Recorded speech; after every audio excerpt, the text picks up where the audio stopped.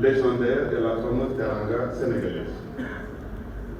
Je tiens à exprimer toute ma gratitude à Dubai Chambers, à travers son président directeur général, M. Mohamed Ali Rachid Lota, pour avoir porté son choix sur notre pays.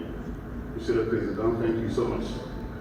Pour diriger une série d'activités de promotion et d'investissement et de renforcement de nos échanges commerciaux. C'est pourquoi ça a été un grand plaisir que j'ai reçu votre invitation à présider cette cérémonie importante, cérémonie d'ouverture de l'activité qui entre en droite ligne avec les orientations politiques de notre gouvernement. En effet, l'une des ambitions de notre gouvernement est la promotion de la destination sénégalaise, Invest in Sénégal, mais aussi de bien faire connaître nos produits et nos atouts internationaux, notamment dans les pays tels que les Émirats arabes unis et tous les pays donc, du Golfe.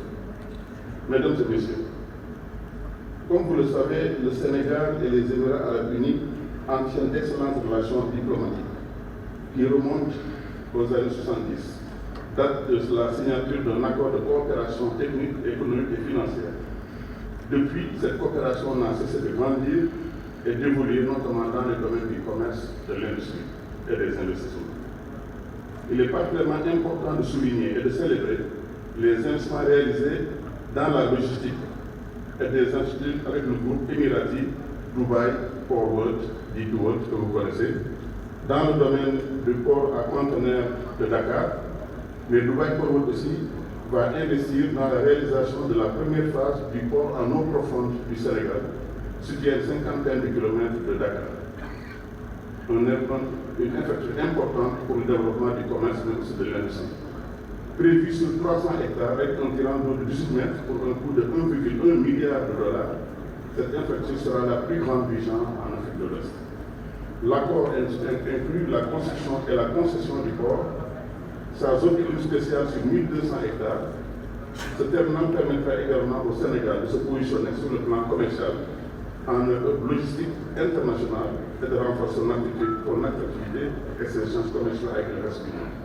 Merci donc à Dubai Forward, merci pour la confiance faite au Sénégal.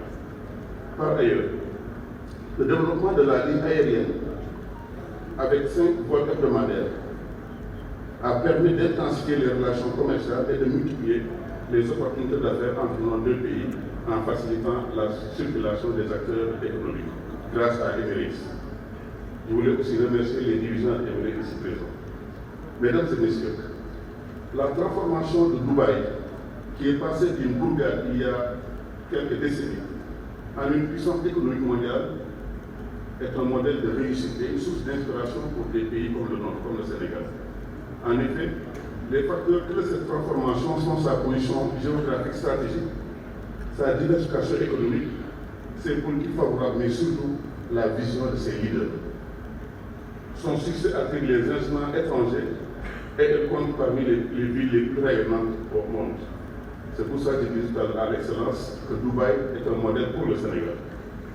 À l'instar des Émirats arabes unis, notre pays dispose aussi d'atouts qui pourraient lui permettre de transformer structurellement et substantiellement son économie. En effet, notre économie est très dynamique et repose sur plusieurs piliers. Le premier, c'est l'agriculture, l'horticulture, la pêche, les industries extractives et minières, les services ainsi que le pétrole et le gaz, dont l'exploitation devrait démarrer au cours de cette année. Plusieurs réformes ont déjà permis d'améliorer l'environnement des affaires et de réduire les coûts. Et je disais tout à l'heure à son excellence que nous aussi devons apprendre beaucoup de l'expérience de Dubaï, d'Oman, d'Abu Dhabi dans le domaine du pétrole et du gaz. Les politiques publiques menées depuis quelques décennies, mesdames et messieurs, ont fait du Sénégal l'un des pays les plus dotés en infrastructures subsahariennes, avec un réseau moderne, autoroutier. La réalisation et la modernisation d'infrastructures portuaires et aéroportuaires. Son excellence me disait qu'il était impressionné par l'aéroport de Dakar, mais aussi la rééducation des infrastructures ferroviaires pour le transport des biens et des personnes, ainsi que des trains de dernière génération. Il faut aussi noter l'existence d'infrastructures numériques de haute facture avec 4 câbles sous-marins à fibre optique pour la communication qui relie le Sénégal au reste du monde. ainsi que de nouvelles infrastructures plus performantes avec le programme Smart Sénégal, tel que le Data Center de Diamniadio. En plus de ces infrastructures, le Sénégal a mis en place un environnement juridique attractif pour les investisseurs avec la révision du Code général des impôts et du Code des investissements, permettant d'octroyer des incitations fiscales adaptées aux besoins des entreprises.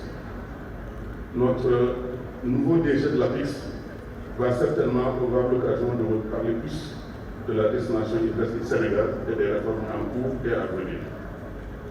De plus, les zones économiques spéciales, comme celles de Thiès, de Diass, de Sandiara et de Diamniadio, mais aussi les zones de Fatick, les zones de Touba vont permettre de faciliter l'implantation d'entreprises sénégalaises et étrangères souhaitant développer leur activité dans le domaine industriel.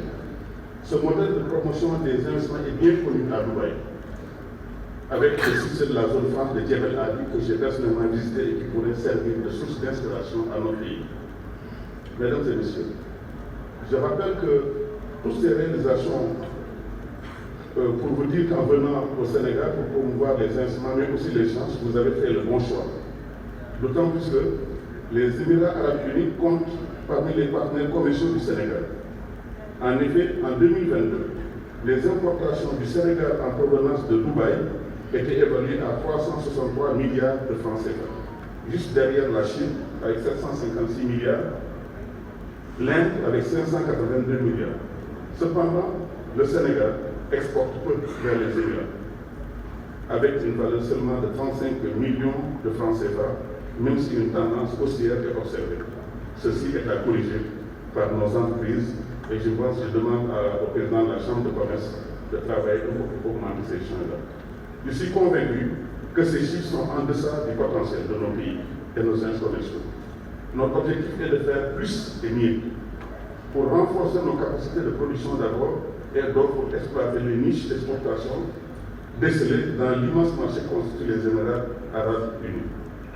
Mesdames et messieurs, pour conclure, je voulais inviter les opérateurs entrepreneurs de Dubaï et les opérateurs sénégalais à saisir cette opportunité pour exploiter les opportunités d'affaires avec le secteur privé émiratis ici présent.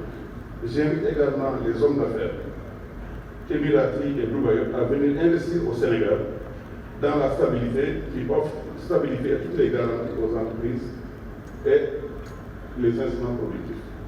Les perspectives sont encore plus prometteuses en tenant compte de la zone de libre-échange, la ZLECA, qui permettra d'accéder à 1,3 milliard de consommateurs. Je voulais aussi les inviter à investir dans ce que nous appelons notre projet. Nous allons construire dans les mois à venir 8 zones économiques spéciales à l'intérieur du Sénégal pour promouvoir la production agroalimentaire, mais le commerce entre les régions. Nous allons ensuite construire 14 autres zones économiques spéciales sur l'ensemble du Sénégal, dans les 45 départements, et finir par construire 45 zones économiques spéciales sur l'ensemble du territoire. Je voulais lancer un appel à nos amis de Dubaï de venir justement comme promoteurs, développeurs, comme investisseurs, mais aussi simplement comme industriels dans le domaine de la banque, dans le domaine de la finance, dans le domaine de la transformation de l'anacarde, dans le domaine du poisson, dans le domaine de l'exploitation forestière, mais aussi dans le domaine de l'agriculture et de l'agrobusiness. Le Sénégal, c'est le futur. Le Sénégal du pétrole et du gaz est une excellente zone d'opportunité. Nous voulons en faire un pays de rêve, un pays ouvert sur le monde, un pays du futur.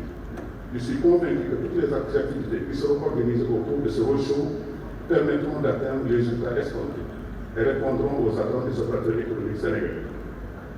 I just want to conclude a few words to tell you that we are